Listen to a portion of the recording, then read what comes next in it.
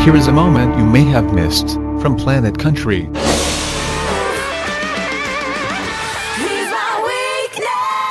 Brisbane-based all-girl trio Dozzy with Weakness. Now, it's our great pleasure to welcome into the studio singer, songwriter, guitar virtuoso, and all-around cool guy, Jay Seeney. Hey, how you doing? That's the way we do it. Where'd they all come from? That is the way we do it. We had someone in and there was nothing. I think there was... No more awkward crickets. MJ and I going, yeah. Yep. That's good. Now, Jay Seeney, welcome. Thank you. Welcome to Planet Country. Thank you for coming into the studio tonight. Yeah, no worries. Good to be here. All-round cool guy. That's right. See what I said? You see what I said? Now, before we get on to your new music, we just heard from Dozzy. And now, when we interviewed Andrea Dozzy last year about their trip to Nashville, we asked her about any of the other Aussie artists that they bumped into over there, and your name came up.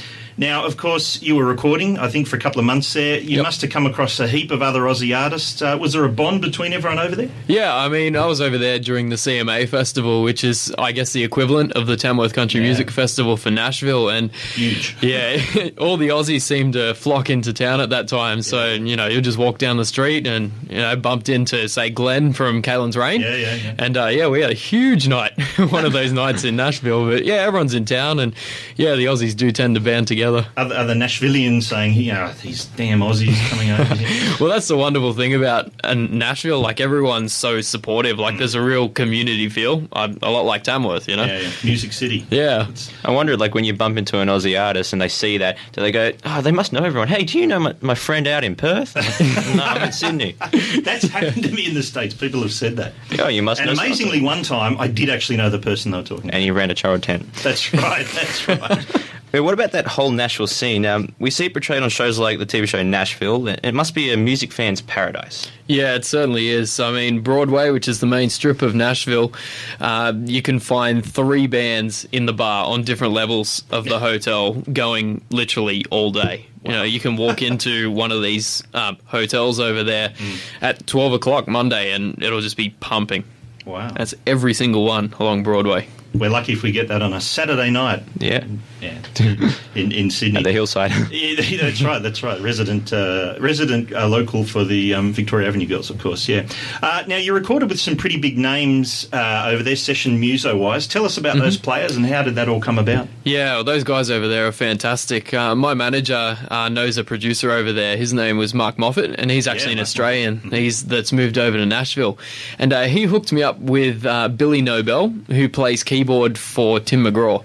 Okay. Yeah, and he was kind enough to put the band together for me while I was getting everything prepared here. So I had him on keys. Yep. I had Chuck Tilley, who plays for Alabama. He was on the drums. Wow, okay, yeah. And a lot of other artists, and also Smith Curry, who did all the pedal steel and banjo and extra instruments like that. And he's played with Kid Rock, and he plays in the CMT house band, which is like the CMC over here. Yeah.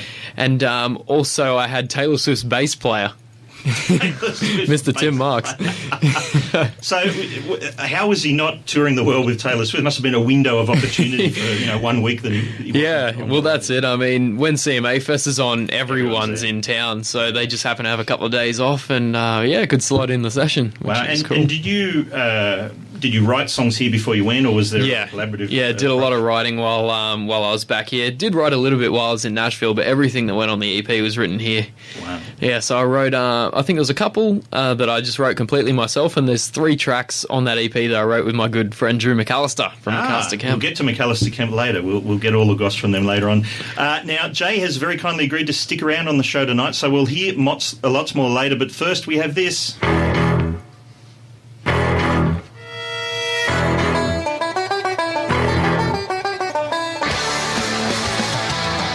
Now, on Planet Country, it's time for the prestigious Song of the Week.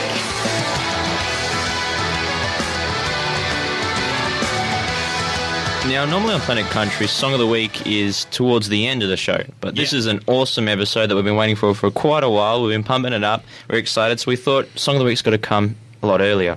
Now, usually after the theme, I'll ask Big Stu who we have for the Song of the Week, but I guess it's pretty obvious tonight. Yep, that's right. It's Dozzy. No, it's not. I figured we'd make life easy by simply getting the artist to introduce his own song as the Song of the Week on Planet Country. Jay, over to you. The Planet Country Song of the Week is Indescribable by the Jay Seeney Band. Love it.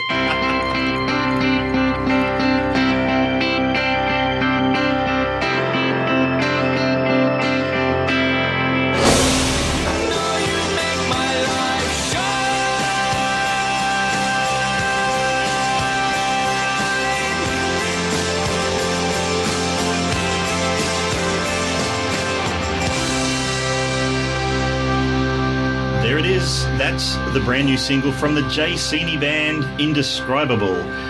Jay, that's some sort of love song. Tell us about the backstory to that. It is. Well, I was just in my house, and I thought, geez, I've got to write a couple more songs for this album. I've got to write a love song.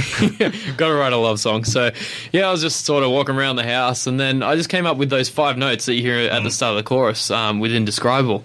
And it just kind of hit me like a brick wall, and I thought, wow, I can really go somewhere with that. Yeah, and that's all it took, and I wrote the song in about 15 minutes. Wow.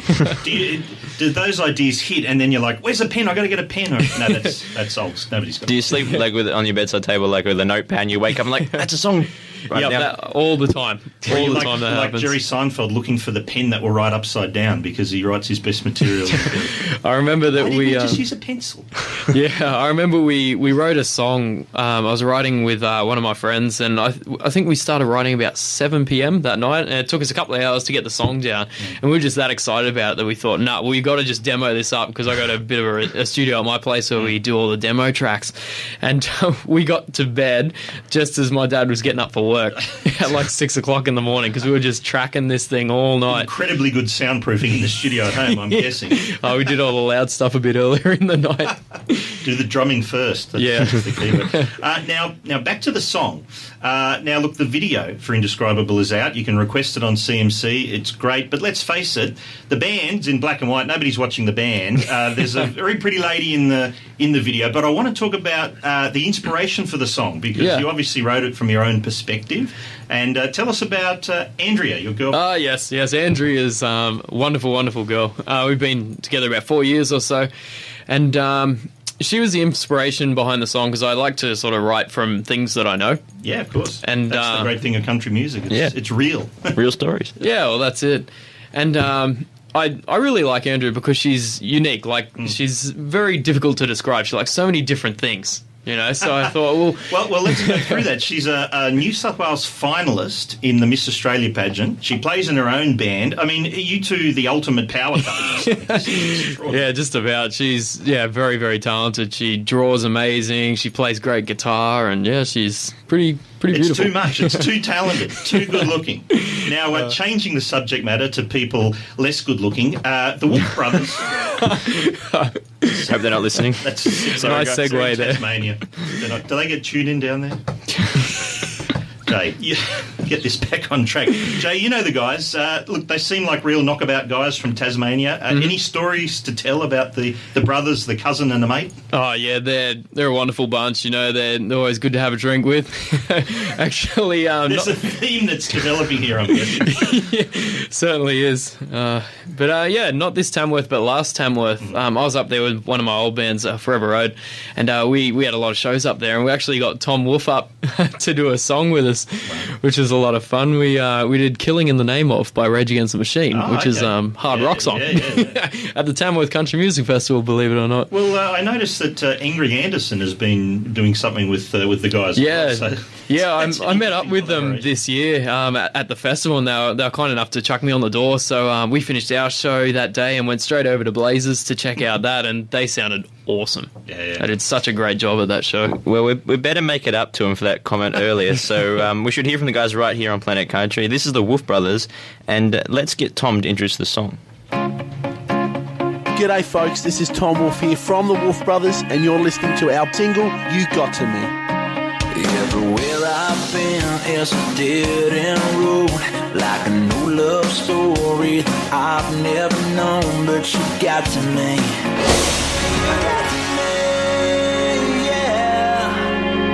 We've made it up to him, I think. We're here with Jay Seeney from the Jay Seeney Band. Now, just regarding the name, I don't know that there is, considering the name, but is there a story behind the name, the Jay Seeney Band? No, not really. We decided to go really, really original for that name. You could have been the Originals, but then you have to change the name because there already was. Just so it was very obvious, who Good marketing.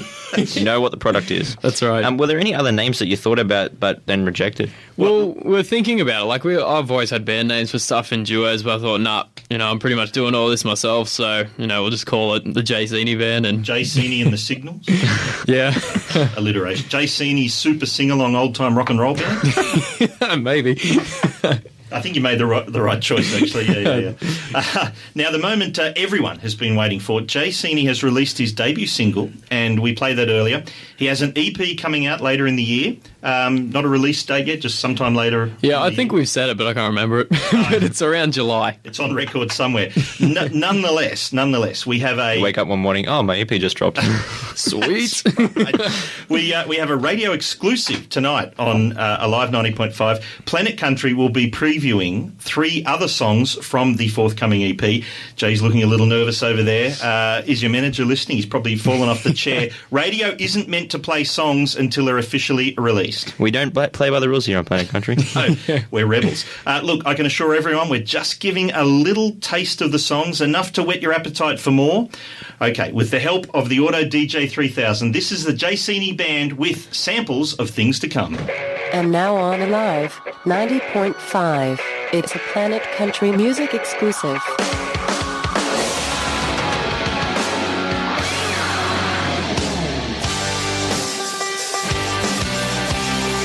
Exclusive to radio.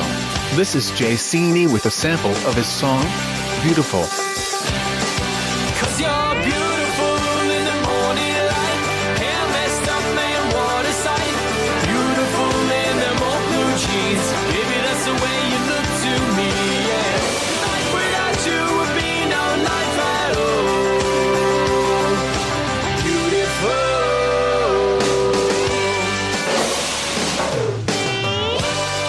Now here's a sample of Every Time It Rains.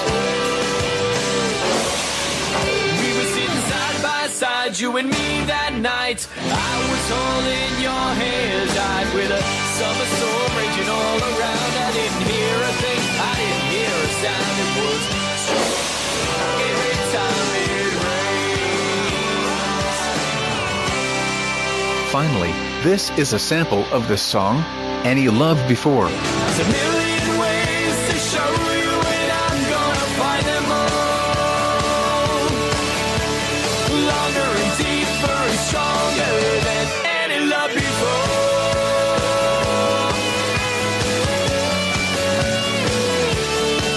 Any love before.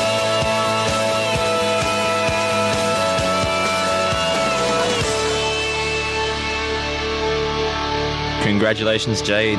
Those songs are fantastic. Thank you. All 10 seconds of them. Now, we ask everyone we interview about the frustration of waiting to have your music released. From the time you write something to recording it, then waiting for it to be released, how do you handle that?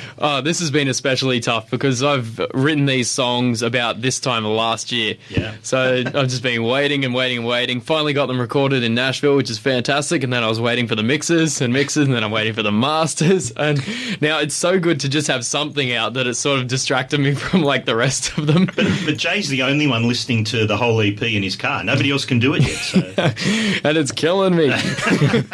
I know with McAllister Kemp, when they played some of the new songs before they released their last album, and it was a long pause there for them as well. They were just gagging to get the songs. Well, that was at the Sydney Country Music Festival they previewed 24 months ago. Yeah, exactly. And they just, you can tell the artist is just absolutely excited. I think, Hey, you got to hear this. Oh, wait, I can't show you it yet. Not just yet. it's a good job we break the rules. Now, this is the moment I've been waiting for tonight. You got to party with some big names, both here at festivals like CMC and when you were in Nashville. Tell us about Big and Rich. Those guys seem completely crazy. Yeah, so if you know anything about Big and Rich, their songs are all about partying and drinking and just having a hell of a time. And they're completely nothing like it? I can tell you that it's 100% true.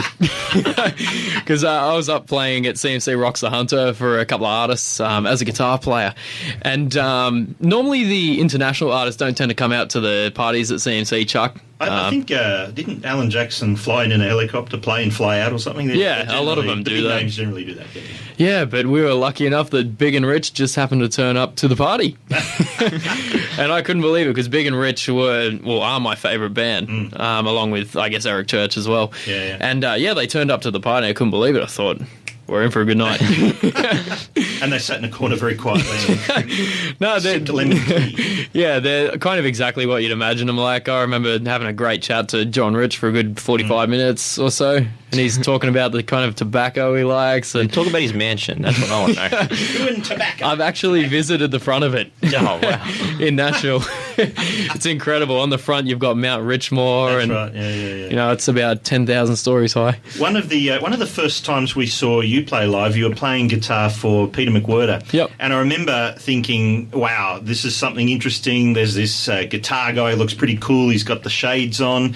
And you were playing, killer solos and stuff. But when you guys played this next song we're going to play, it tore the roof off. Are you amazed at how popular Save a Horse Rider Cowboy is still? I'm just so glad that it is. It's you amazing. weren't playing that when they came to the party, were you? I mean, No.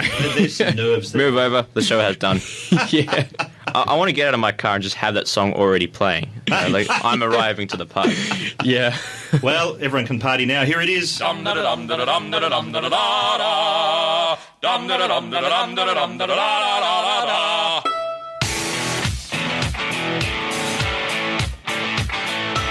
Everybody says, save a horse, ride a cowboy.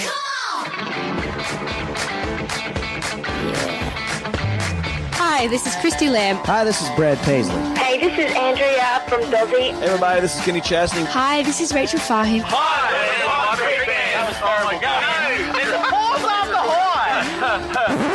Hi, ready? We're the Viper Creek Band. Who's directing? Hi, we're the Viper Creek Band, and you're listening to the awesome Planet Country. Nailed it.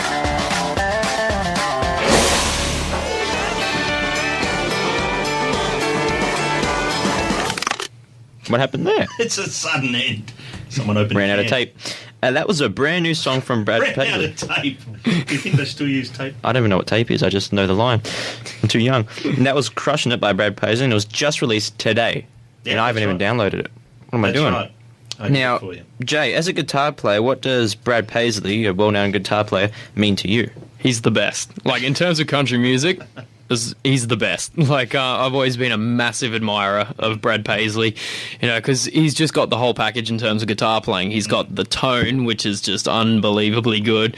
He's got the sound, the chops. He's just such a really talented player, and he just plays so musically, which is what I love, and I think is very important because it's very easy to get caught in the trap of just playing very fast and nothing else once you start getting some chops. But, he can turn it on and he can turn it off. Playing musically. That's got to be muso talk. 'Cause Yeah. it is music, isn't it? Chops? I get Lamb what chops? I get what you're saying.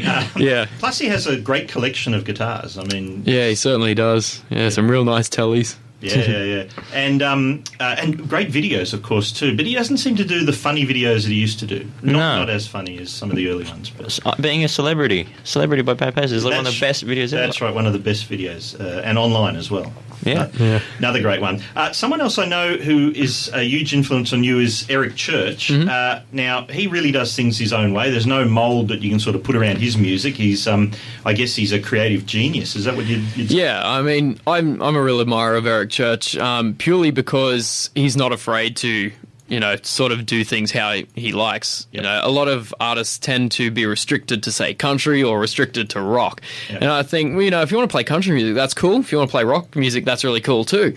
But, there seems to be a real disparity between the two, and I don't think that should exist. No, absolutely not. So I tend to blend a little bit, just like Eric Church does, I guess. Float somewhere in the middle. But that's the thing. It's about pushing the boundaries of the genre, and I think that's a great thing. Yeah, and let's hear from Eric Church right now on Planet Country. This is the title track of his current album, The Outsiders.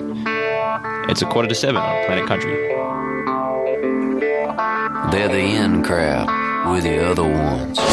We have a very special studio guest, Jay Seeney, with us. Jay, you're active on social media. What's the advantage to artists in using it to communicate with fans? Yeah, pretty busy on social media. I find it's a really good way just to keep in touch with people and just see what everyone's up to. Because, I mean, like in this day and age, everyone's so busy. They're doing so much stuff. So it's really good just to check in with people and, see what they've been doing for their day. And, yeah, it's good for keeping in contact with fans. It's because it's a very direct form of communication. The thing I like about you, and there's plenty of other artists as well that do this, you do your own updates. When you see a post on Facebook, say, from a major artist, and I'll give you an example, Lady Antebellum. I mean, they're huge, of course. But you just know it's done by the record company or a publicist or someone. It's not, Hilary, Dave or Charles there, with their phone sitting in the corner somewhere doing it. But there's plenty of artists that do it themselves. They keep it real.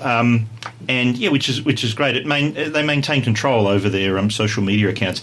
Keith Urban is one. Just the other day, he posted a video from the backseat of the limo, of him and Nicole on the way to the Grammys. Didn't Nicole have her hands all over Keith while he was filming that? It was a little bit tacky, actually. She was sort of putting a hand in his shirt. And back away, J-Lo, back away. I think that's what it was. It's quite odd. They needed to get a room or the backseat of a limo, but, well, they were already there, I guess. As you do. Yes. I'll tell you about how good social media is for an artist, right? Christy Lamb, who, of course, hails from the same part of the world as Jay Seeney. Certainly does. Southwest in Sydney. She posted a photo today of her sitting by the side of the road waiting to be picked up to go and play a gig or go on tour or something. And she had a purple suitcase. So I commented that I had the same purple suitcase. And then I said, lol. You really don't know what that means to you. What? That's the power of communication. Did she respond to your comment? No. But she was busy being picked up and going somewhere. Had to go and wait over there or something. I don't know. But here she is now with her brand new single. This was released this morning, and you've heard it here first on Planet Country. This is Christy Lamb. Love Me Tonight. Hi, this is Christy Lamb, and you're listening to Big Stu and MJ on Planet Country.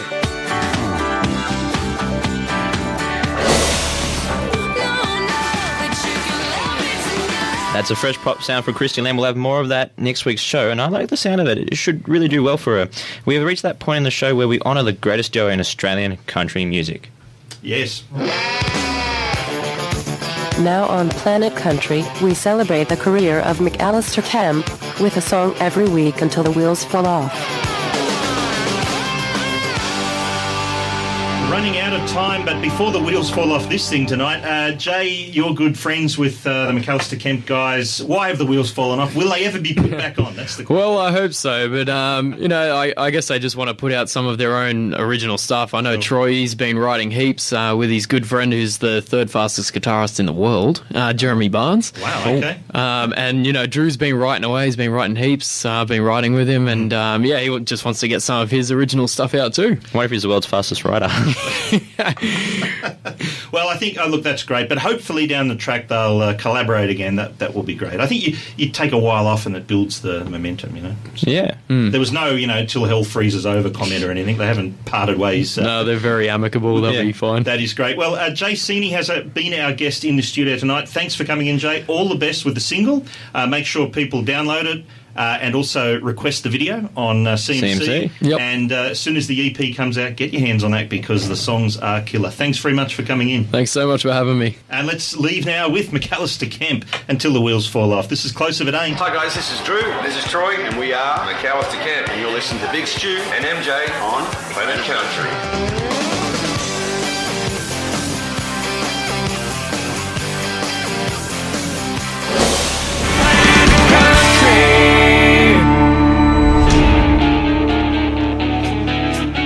We hope you enjoyed this moment from Planet Country.